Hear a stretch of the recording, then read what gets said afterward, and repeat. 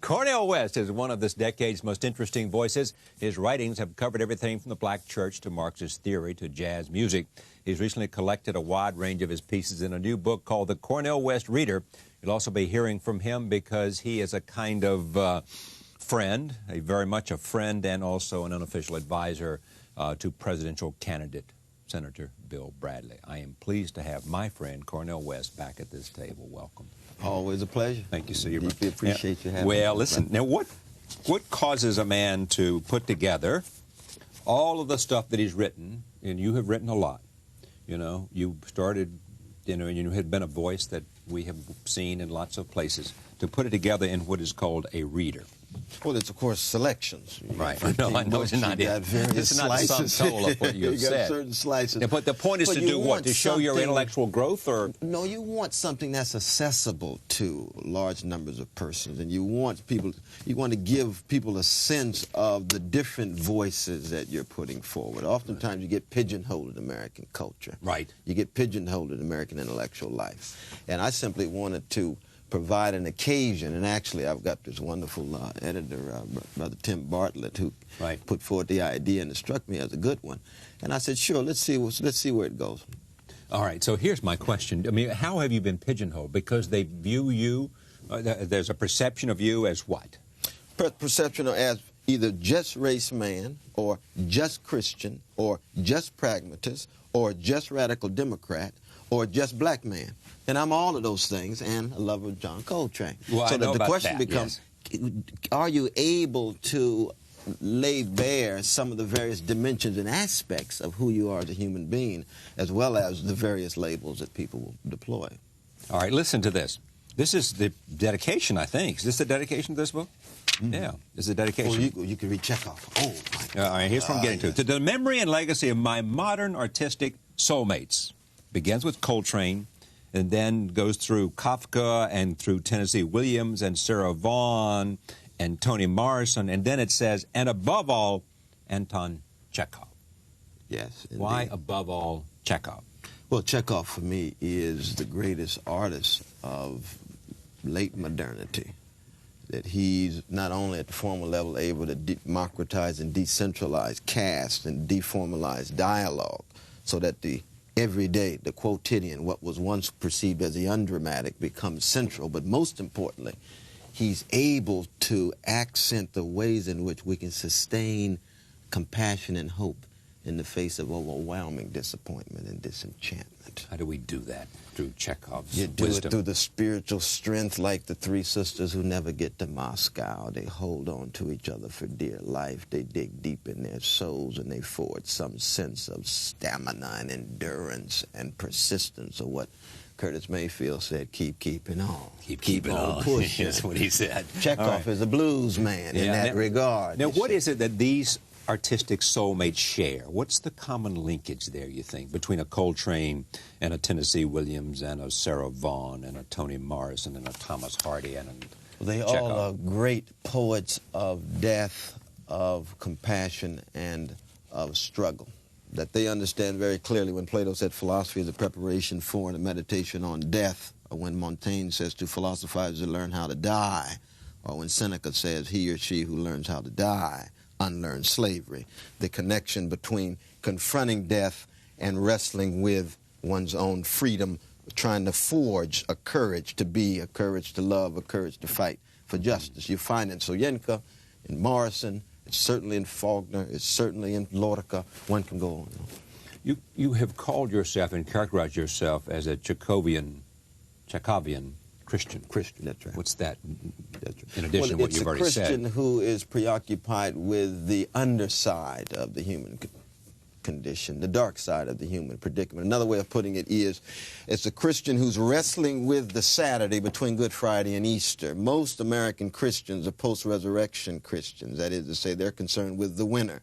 They're concerned with Jesus after Easter. Right. Where the Chekhovian Christian says, look, God is dead on that Saturday, and we have to come to terms with the relative impotence of good. We're looking for some power. We're lured by some possibility.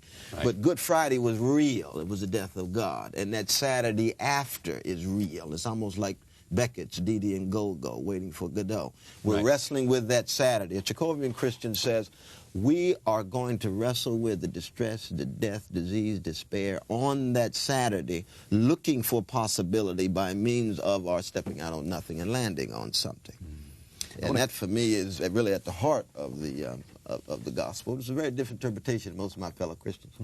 We have talked about this many times before. You describe yourself clearly as a socialist, but not a Marxist. Or a radical Democrat. Or a radical. Absolutely right. What's the difference in a radical Democrat and a because socialist? a radical Democrat comes out of the tradition of Walt Whitman and W.B. Du Bois and Gertrude Stein and John Dewey and Reinhold Niebuhr, early Niebuhr, and which is to say it puts the stress on the empowerment of the demos, the rule of the demos. Very much like what's going on in Seattle right now, right? Corporate elites, bank elites, right, shaping the world in their image and interest. Demos emerge and says, look, there's people out here. There's workers out here. There's environment out here. There's consumer protections that ought to be acknowledged. The demos is the energy from below that says we're going to keep track of the least of these, especially those who are suffering. The condition of truth is to allow suffering to speak, to be in solidarity with the least of these. Christian insight, actually from the rich prophetic Judaic insight, right? That justice rolled down like waters and righteousness, like a mighty stream. Do justly, love mercifully, walk humbly with thy God. That is the prophetic element. And I in no way view myself as a prophet, but my God, I want to be a small part of a prophetic tradition. Yeah. And a progressive tradition. When you look at all these things that you have written about, I mean, look at this. This book is divided into the whole series of autobiographical prelude, modernity and its discontents, American pragmatism, progressive Marxist theory, radical democratic politics, prophetic Christian thought, the arts, race and difference, and a whole series of conversation, people with Bell Brooks. And then you conclude with postscript, Chekhov, Coltrane, and democracy. Does, in stitching this together, you know, is there here, you know, a one strong river that all these things flow into? And what is the component of that river? Is there one, in a sense, have you put this framework together so that it makes each of its elements contribute to its whole? Yeah, I think it can be put this way, though, brother, that I am trying to be true to the blue note that black people injected into Western musical harmonies. The blue note is a note of dissonance, disturbance, defiance, a darkness that unveils some of the lies that America has told itself about its sunshine. And that's not a trashing of America, it is a critique of America. It's like Martin King. My dream is not the American dream, it is rooted in the American dream. It's a dialectical critique of the American dream. It will appropriate certain elements, but it will go beyond it. In my work, it's simply to say, look, can I be true to that blue note? I mean, that's why Coltrane is not just an ornament, right? Can I be true to the truth-telling of that darkness that forces us to deal with the disruption and subversion of the mendacity and hypocrisy and falsity in American life? Now, American life is more than just those things, but there's a lot of those things in American life, you see. And so it's the art of living, you know, why live, how to live wisely, lovingly, and it's the expansion of democracy, you see. The demos and all of their wonderfulness and horribleness and their virtues and vices serving as the very basis upon which self-government, self-management, not just here, but around the world. How did you come to know and support and advise Bill Bradley? Yeah, Brother Bradley is, we met 10 years ago that he brought together a small group that would meet every 4 months. We did this for about 5 years. Richard Rorty, my dear friend and brother and mentor, was one. Ann Swedler, who teaches at Berkeley, wrote the wonderful book with Bob Bellow, Habits of the Heart. David Okamoto, who heads East Asian Studies at Stanford, who actually was a roommate of Brother Bill Bradley. And last but not least, the distinguished historian, James McPherson. Right. We would meet every 4 months, reflecting on philosophy, political theory, cultural criticism. This started 10 years ago? It was about 9 years ago, actually. And you meet once every 4 months? Every 4 months. Over dinner? Well, it was dinner or whatever, because we meet for 2 days. And we socialized. This was with like one a weekend. Yeah. It was a weekend. We socialized. You see, Right. they could come to my house. We'd go to Bradley's house. We'd engage with Sister Ernestine, who you know is a superb scholar in her own right. And so we got to know each other as human beings, as brothers, as friends, as sisters. And he never talked about the presidency or anything. He was one conversational partner among the others. But it was fairly clear that he was serious about his calling. He was digging deep in his soul, and that's one of the things that I like about him. What was his calling? His calling was as public servant, whatever form that takes. You see, whatever form that takes. And I told him then, I said, as public servant, it's so rare to find a statesperson in American politics. And by statesperson, what I mean is someone not simply concerned with public interest, not simply someone who speaks to American people as human beings and citizens, but more importantly, like a jazz musician, like the best of the jazz musicians are, who are sure of themselves. Most of American politicians are like the young pop stars. Yeah. They don't know who they are, and they're in search of who they are, and they have some spinsters and posters to tell them who they are. But I say, no, I want a jazz musician-like politician. That is to say, you know who you are, you've engaged in the Keatsian soul wrestling, you dipped your intelligence in the world of pain and trouble, and out came a self. And therefore, you're secure. You're still open for criticism, but you're still secure. Now go out and be yourself. It's not this little buzzword of authenticity these days. And Bill Bradley knows himself? Oh, absolutely right. Absolutely right. Man, he's got a sense of himself, whether he's running for president or not. You see, it's not contingent on just context. He's dug deep into the wells of his soul, deep within the precincts of his personality, and out has come integrity, a dignity, not perfection, but an integrity and a dignity that has to do with a vision linked to public interest and common good. And that's a rare thing. It really is. And that's one of the reasons why I support him as a human being at the level of character and integrity as well as politician. Of course, he and I have many disagreements, and that's the way it ought to be. I'm a radical Democrat. He is an experimental liberal. That's fine. He ought to have people around. An experimental liberal. Is that how is that self-defined, or no? That's how I would view it. I mean, like Roosevelt. Roosevelt had a flexibility, an experimental and improvisational disposition in order to bring together a variety of different peoples. Bill Bradley can bring moderates together. He can bring liberals together. He can bring radical Democrats like myself. None of us ought to be predominant or so hegemonic, because that's the quest for purity. That's not what American democratic politics are about. It's about bringing all of these persons together under a leader, you see, so that you can imagine. I mean, as a good friend and brother, I'll always have my criticism, of course. He will respond back. But that's the way it ought to be. But I am very much not just part of the bandwagon, but want to see him walk into the White House to make this country a more free and democratic place. Well, I mean, he has said an interesting thing about race. Yes. Interesting, though, as of this day, the majority, the polls show Vice President Gore doing better with African Americans. Absolutely right. You know why? No, I don't. Not enough black people know Bill Bradley. Only 44% even know who he is. And that's hence a role for you. That's a fundamental role for me and Roger Wilkins and a whole host of others. You know? And Roger Wilkins, and who else is on that Clifford team? Alexander, Mark Alexander. Bill Bradley's got, of course, a black Mark Alexander is his issues guy. Issues his guy. Son of We've Cliff got Alexander. Jacques DeGraff, of course, who's a black brother who's running the delegates. You've got a treasurer, Brother Wells, Ted Wells, right. a black treasurer. Lawyer from Black New Jersey. folk are in on the process as well as the larger ends and aims. You see, it's not a question of trying to just bring in certain elements in a constituency and make it visible. They are integral because they're part and parcel of the Bradley campaign, all of us having that kind of equal status, putting the focus not even so much just on Bradley, but on the issues as he addresses the issues. But do you go out to speak to your black brothers and sisters and say to them, Bill...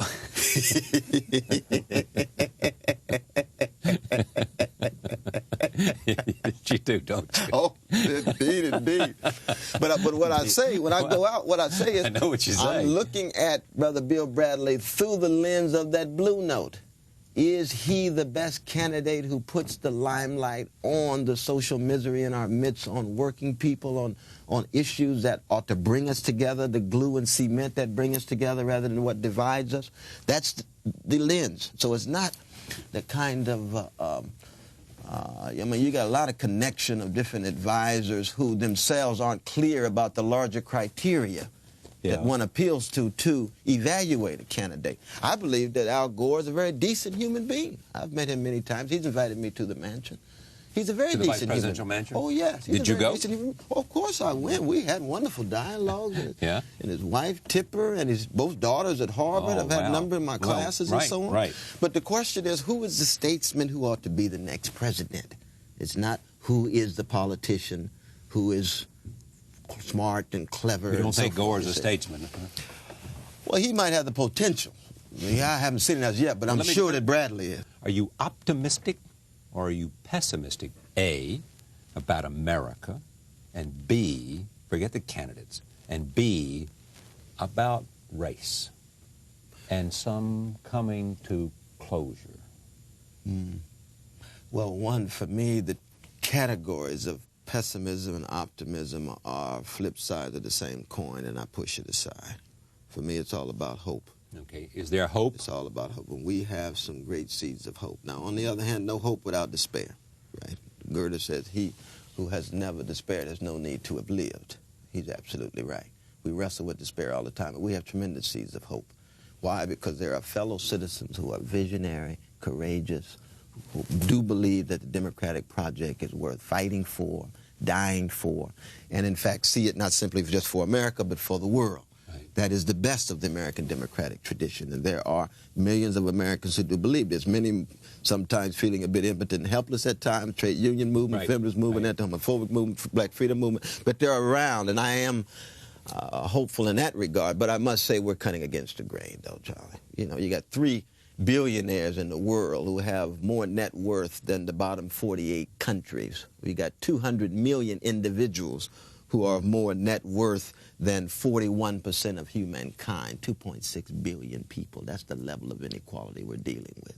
That's the kind of work that radical Democrats So what would a radical Democrat do about that?